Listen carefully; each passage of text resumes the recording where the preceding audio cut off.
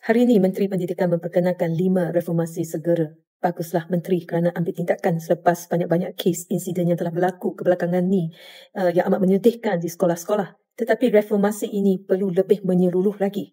Contohnya kita sentuh tentang kesihatan mental pelajar-pelajar, tetapi di kebanyakan sekolah hanya ada seorang kaunselor untuk menghadapi beratus pelajar. Kita nak kurangkan keganasan, tetapi pendekatannya masih reaktif kerana kita hanya bertindak selepas tragedi berlaku. Saya cadangkan kita membina sistem yang lebih mendalam seperti pusat psikologi daerah untuk murid-murid, pendidikan emosi dan empati bagi kurikulum, latihan khas kepada cikgu tentang kesihatan mental dan juga trauma.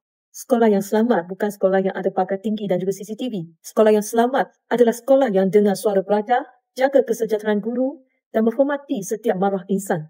Saya mengharap Kementerian Pendidikan bukan sahaja buat reformasi atas kertas, tetapi benar-benar melaksanakan sistem yang menyentuh akar masalah dari segi emosi, nilai sampai ke budaya sekolah itu sendiri. Kerana masa depan anak-anak kita tidak boleh ditunda. Jadi Menteri Pendidikan tolonglah buatlah betul-betul reformasi itu.